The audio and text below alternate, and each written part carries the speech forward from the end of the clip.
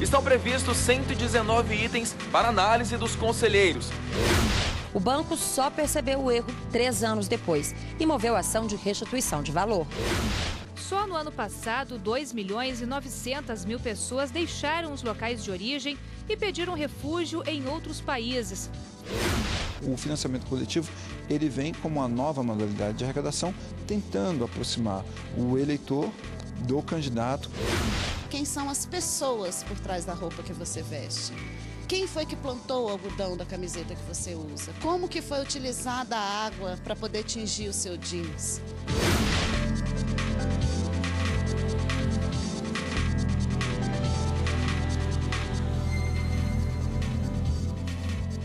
Olá, boa tarde.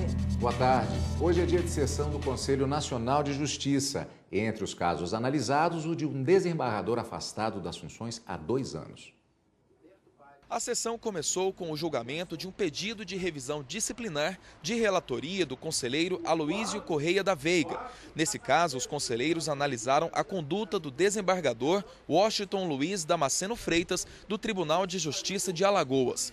O magistrado já está afastado das funções há 2 anos por supostas contradições em decisões emitidas. O conselheiro Francisco Luciano de Azevedo pediu vista regimental do processo para analisar melhor o caso. Mesmo assim, os demais conselheiros anteciparam o voto e acompanharam o relator pela improcedência, ou seja, pelo arquivamento da revisão disciplinar e, consequentemente, o retorno do magistrado ao cargo. Os conselheiros julgaram também uma reclamação disciplinar de relatoria do ministro corregedor, conselheiro João Otávio de Noronha. Dessa vez foi analisada a conduta de um magistrado do Tribunal de Justiça do Amazonas. O desembargador Leonei Figliuolo Arraquian é acusado de ter prejudicado o Estado amazonense com relação a atos de desapropriações. A defesa do magistrado lembrou que o prazo prescricional de 5 anos para reclamação disciplinar já passou e que o processo foi arquivado em 2012 pela Corregedoria Nacional de Justiça. Mas o relator do caso explicou que a corregedora da época, ministra Nancy Andrighi, arquivou o processo por entender que a competência jurisdicional de análise disciplinar é do Conselho Nacional de Justiça e pontuou os motivos da denúncia. A. Teria ordenado ao Estado do Amazonas pagar a importância fixada na sentença, mas o Estado não era parte na ação de desapropriação. B. Teria ordenado a intimação da Secretaria do Estado da Fazenda, quando deveria ter sido intimado o Procurador-Geral do Estado. C. Teria violado o regime de precatório ao determinar o pagamento da diferença entre o valor ofertado na desapropriação e o valor arbitrado em sentença, sob pena de bloqueio do Bacen Juris. D. Teria determinado o cumprimento de sentença ainda sujeita ao reexame necessário. Assim, o relator votou pela abertura do processo administrativo disciplinar contra o magistrado e todos os demais conselheiros acompanharam o voto. A presidente do STF, do CNJ, a ministra Carmen Lúcia, manteve decisão que aumentou a distância para veículos de passeio trafegarem em faixas exclusivas de Fortaleza. E sobre esse assunto a gente conversa agora ao vivo com a repórter Evne Araújo, que tem mais informações sobre essa decisão, né, Evne? Boa tarde. Oi, Rafaela, boa tarde. Olha, essa liminar da Justiça Cearense ampliou de 100 para 200 metros a distância que veículos de passeios podem trafegar nos corredores exclusivos para ônibus em Fortaleza. No entendimento da ministra Carmen Lúcia, a Prefeitura não conseguiu comprovar que essa medida causa riscos à ordem social do município. De acordo com a decisão, essa alteração vai ser mantida até realização de perícia para determinar uma nova distância tecnicamente viável. Cadu. Obrigado, Evne.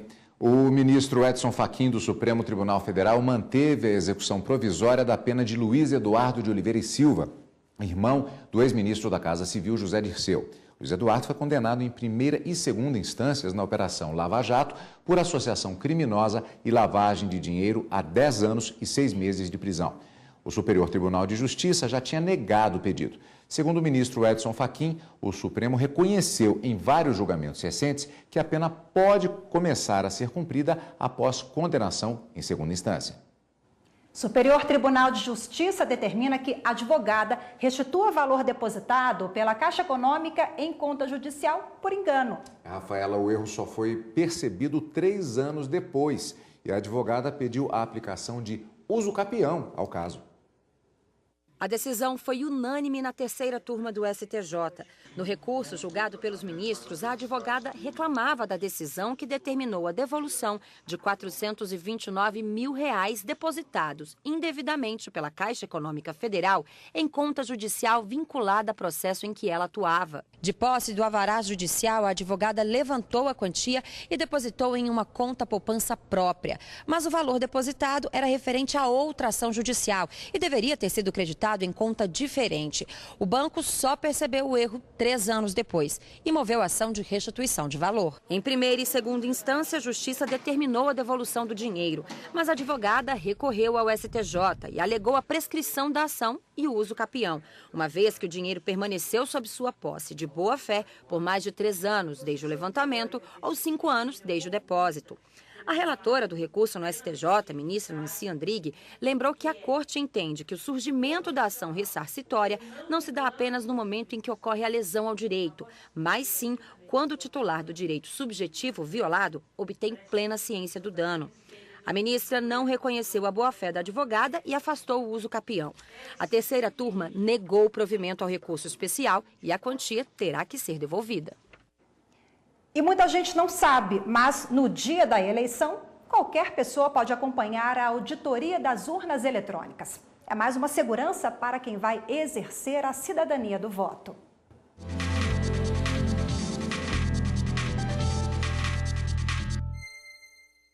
As auditorias são públicas, qualquer pessoa pode acompanhar.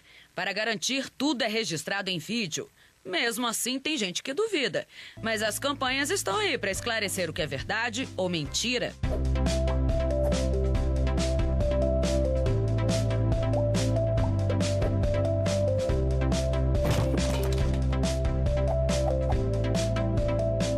Um dia antes da votação, as urnas são sorteadas e os equipamentos levados das zonas eleitorais para os TREs. O número varia conforme o tamanho das sessões eleitorais de cada estado. No Tocantins, por exemplo, são 3. Aí os votos em papel são depositados numa urna lacrada e no dia da eleição o que está na cédula vai ser digitado na urna eletrônica e o resultado conferido. No dia da eleição a gente simula a votação em urnas que já estavam preparadas, já nas sessões eleitorais que foram sorteadas no sábado, né, ontem. E hoje a gente fica o dia inteiro votando na urna e vendo o resultado no final para ver o que a gente digitou é o que bate com o que sai do BU, né, que sai do resultado da urna eletrônica. E isso dura o dia todinho, do início ao fim do domingo de votação. Em alguns TREs dá para acompanhar em tempo real tudo pela internet. Aqueles eleitores que têm aquela dúvida, será que o número que eu digitei, que apareceu lá, mas será que depois é esse mesmo que vai ser o resultado? Porque, na verdade, a urna eletrônica, ela que apura. Quando a gente imprime o BU, o boletim de urna, às 17 horas, aquilo que sai já é o resultado daquela urna. Depois o que a gente faz é simplesmente uma soma de todos os resultados. Estudantes de escolas públicas da capital Palmas já foram convidados a preencher cédulas que serão confrontadas com a votação eletrônica. Uma demonstração simples de transparência, mas suficiente para reforçar a confiança dos jovens cidadãos. E hoje vendo aqui, de acordo com a palestra que o Fernando pôde dar para a gente e com o trabalho de vocês, que a gente pode realmente confiar e ter a certeza de que o país que eu quero para o futuro vai ser um país decidido nas urnas e de uma forma bem honesta. E você vai ver ainda nesta edição do Jornal da Justiça. Mais de 25 milhões de pessoas vivem refugiadas em todo o mundo. Só no ano passado, 2.900.000 pessoas deixaram os locais de origem e pediram refúgio em outros países.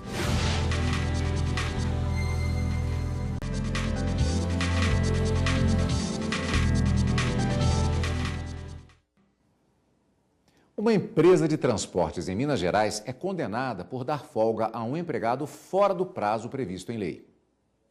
O Tribunal Regional do Trabalho em Minas Gerais havia reconhecido a validade de acordo coletivo que autorizava a empresa de transportes a adotar jornada de 5 ou de 7 dias de trabalho por um de descanso, mediante folga extra compensatória. Para o regional, não houve prejuízo ao empregado. Mas, em recurso ao TST, o profissional argumentou que a orientação jurisprudencial 410 da Seção 1 de dissídios individuais estabelece que a concessão de repouso semanal remunerado depois do 7º dia consecutivo de trabalho viola a Constituição da República. O argumento foi aceito pelo relator do caso na 7ª turma, ministro Cláudio Brandão. Segundo ele, a folga a cada 7 dias tem o objetivo de proporcionar ao empregado descanso físico, mental, social e recreativo. Assim, para que seja respeitada a periodicidade, o prazo máximo para a concessão da folga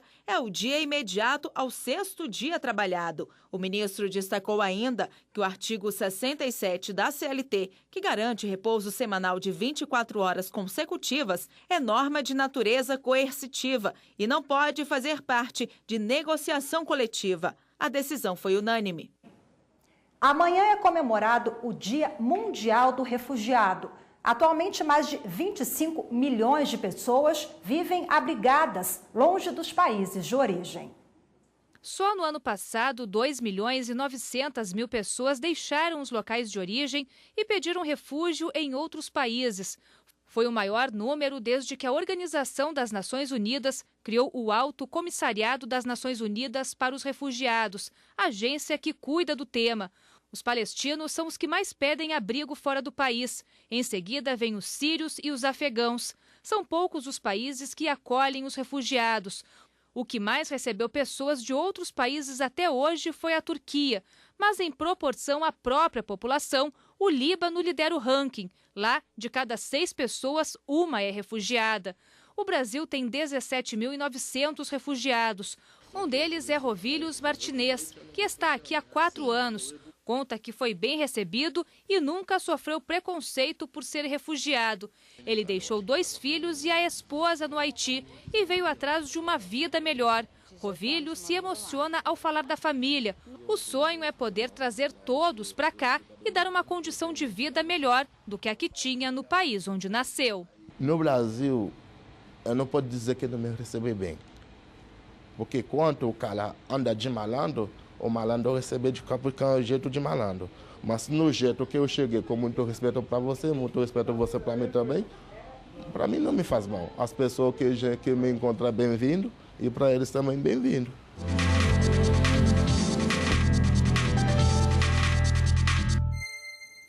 Para falar mais sobre o assunto, nós recebemos aqui nos estúdios da TV Justiça o advogado Tarcísio Dalmaso, a quem, antes de mais nada, agradeço pela presença mais uma vez aqui nos estúdios, no caso, para falar sobre esse tema, que é muito importante no dia de hoje. A honra é minha.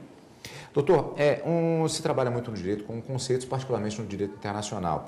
E a questão do refugiado, algumas pessoas confundem, às vezes, com o imigrante, que são conceitos totalmente diferentes. Poderíamos diferenciar um pouquinho inicialmente? Claro, claro.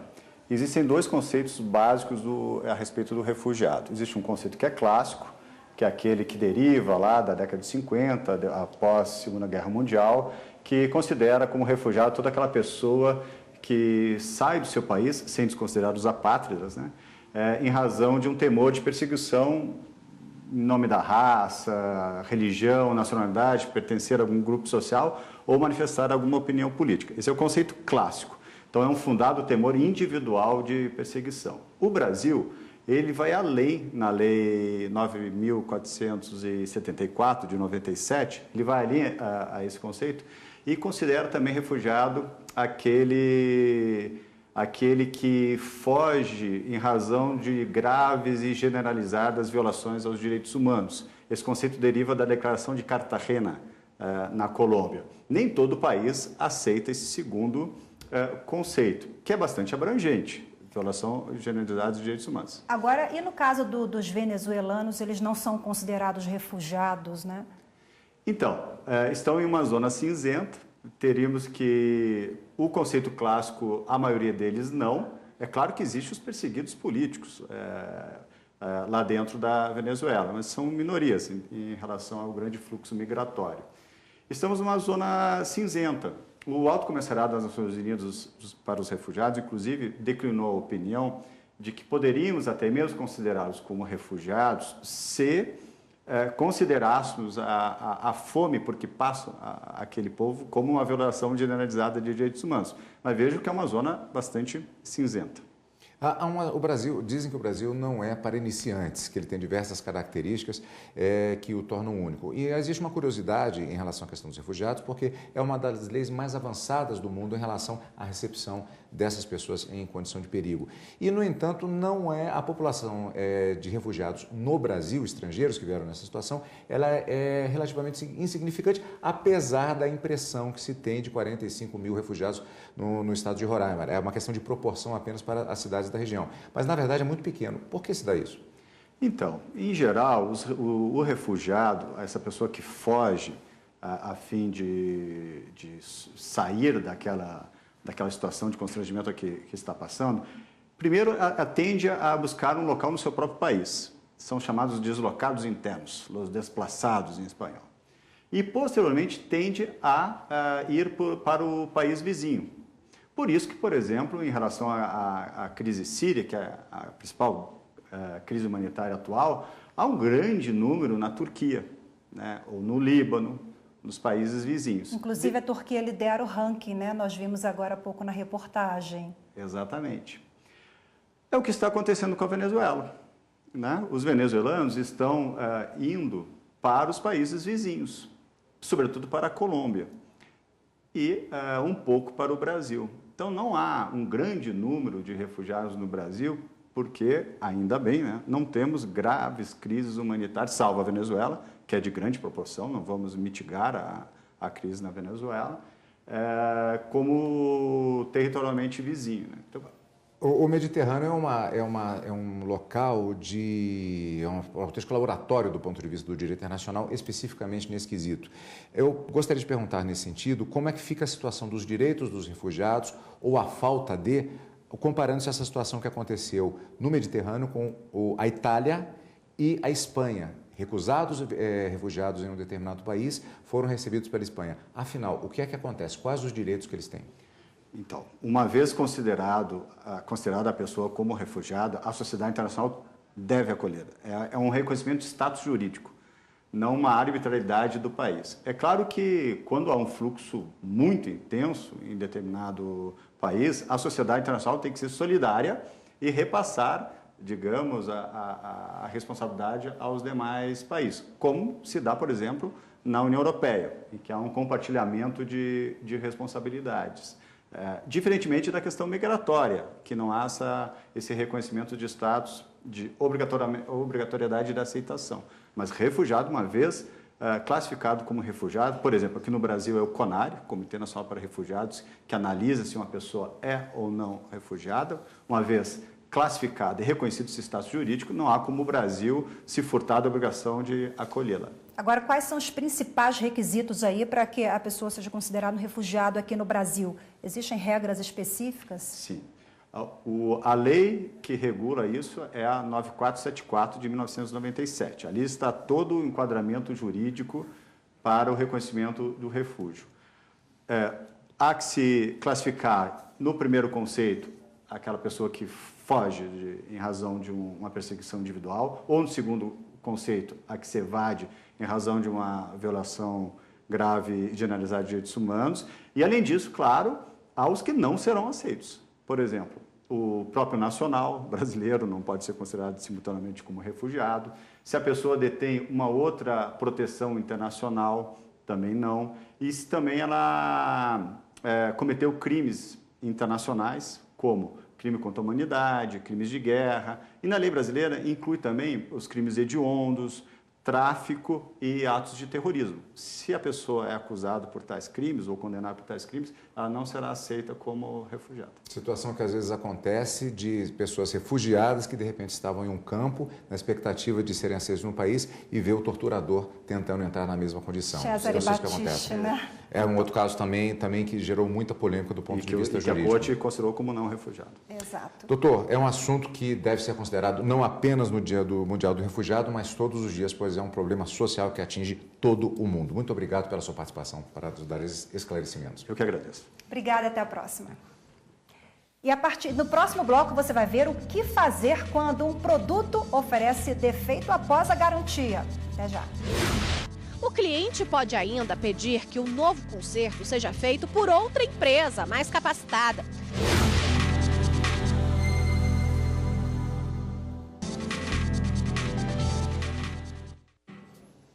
Rafaela, o que fazer quando um produto apresenta defeito após o fim da garantia?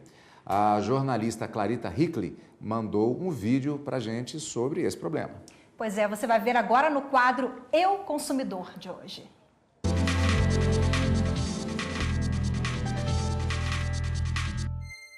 Comprei um refrigerador e logo depois que encerrou a garantia ele começou a dar um problema, ele é duplex, e aí começou a dar um problema e eu procurei a assistência técnica, o problema foi se repetindo ao longo dos anos, isso já fazem 3 anos. Clarita, no seu caso, como o dano na geladeira ocorreu depois que a garantia do produto terminou, então a senhora fez certo em procurar o conserto. Agora, o conserto foi mal prestado, foi um serviço mal prestado, foi defeituoso porque não consertou efetivamente o dano que a senhora constatou. Por isso teve que pagar diversas vezes um novo conserto e nada foi resolvido. Então a senhora deveria ter pago somente o primeiro conserto. Os demais consertos a senhora deve buscar o ressarcimento, porque houve a execução inadequada, né, do serviço. O artigo 20 do Código de Defesa do Consumidor diz que, quando o serviço apresenta problemas de qualidade, o consumidor pode exigir a reexecução dos serviços, a restituição imediata da quantia paga ou o abatimento proporcional do preço. O cliente pode ainda pedir que o novo conserto seja feito por outra empresa mais capacitada. Neste caso, quem paga a conta é o prestador que não conseguiu resolver o problema. Mas é bom lembrar que essas alternativas se enquadram nas situações de reparo de produtos fora do período de garantia. E eu sigo dando manutenção e não resolve. É sempre o mesmo problema e parece ser um vício de origem, né, do equipamento. Se a gente constatar que o vício era oculto e que o vício vem lá desde que a geladeira lhe foi vendida e não começou só depois lá da garantia realmente, se esse vício for oculto e se a senhora tiver feito a primeira reclamação dentro de 90 dias da data que você constatou que havia aquele vício, então a senhora pode buscar também da empresa uma substituição do produto, um abatimento do valor que a senhora pagou pela geladeira ou mesmo o cancelamento com a devolução da geladeira e a devolução de todos os valores que a senhora pagou também pela geladeira, além, né, dos valores que pagou pelo serviço mal prestado. Treinamento intensivo. De olho nas eleições deste ano, o Tribunal Superior Eleitoral investe em cursos preparatórios. Dessa vez, o foco foram os juízes eleitorais de todo o país. O assessor-chefe de exames de contas eleitorais e partidárias do TSE falou das alterações no financiamento após as resoluções. Um exemplo foi a regulação voltada para o autofinanciamento e financiamento coletivo. O financiamento coletivo ele vem como uma nova modalidade de arrecadação, tentando aproximar o eleitor do candidato que eventualmente o eleitor acredita naquele programa de governo e eventualmente possa também ajudar o candidato financeiramente nesse objetivo. 29% das contas entregues à Justiça Eleitoral nas eleições de 2016 apresentaram indícios de irregularidades. As principais foram relacionadas a doações suspeitas, como pessoas inscritas em programas sociais, contribuindo com cerca de R$60 mil para campanhas. Depois disso, novas fontes de recursos para candidatos e partidos foram criadas e junto veio o teto de gastos. A chapa presidencial eleita em 2014 declarou à Justiça Eleitoral gastos totais da campanha vencedora de R$352 milhões. E o limite de gastos fixados para o cargo de presidência da República nessa eleição geral está limitado a somente R$70 milhões. Então é um valor extremamente baixo quando você compara com o gasto total declarado pela chapa que venceu em 2014. Então isso preocupa muito, porque pode eventualmente ensejar que gastos de campanha eleitoral não declarados à Justiça Eleitoral possam ocorrer durante o curso da campanha. A transferência temporária de eleitores, o voto em trânsito e as novidades sobre o voto de militares também foram temas do curso. Sobre o militar, até 23 de agosto, da mesma forma que outra, todas as sessões terão que ter vagas, a gente não pode restringir a vaga para uma corporação, ou seja, havendo vaga na sessão, ele pode realmente votar. Abrange todos os municípios do país. Liana Dourado, responsável pela assessoria de apoio aos ministros substitutos, apresentou um histórico de resoluções e decisões de eleições anteriores. Já o secretário judiciário do TSE falou sobre as datas do calendário eleitoral e impugnação de registro. As convenções partidárias, os pedidos de registro de candidaturas em geral e as cotas de gênero também foram assuntos da palestra para os juízes eleitorais. Tem que ser 30% de mulheres e 70% para homens? Não, sabemos que não. Essa cota é aberta. Se chegarmos a um ideal de 50% de cada sexo, ótimo. Se vier um partido político indicar 70% de mulheres e 30% de homens, está preenchido o requisito da proporção de cotas. Bom, e hoje nós ficamos por aqui, né, Cadu? Lembrando que você pode acessar a nossa programação, rever reportagens e os programas da emissora no nosso novo canal da TV Justiça no YouTube. É muito simples, é só acessar youtube.com/TV Justiça Oficial. E ficamos por aqui, mas voltamos amanhã. Com relação ao canal, se inscreva e aproveite o melhor da nossa programação. Como já foi dito, vamos ficando por aqui. Obrigado pela audiência e até amanhã.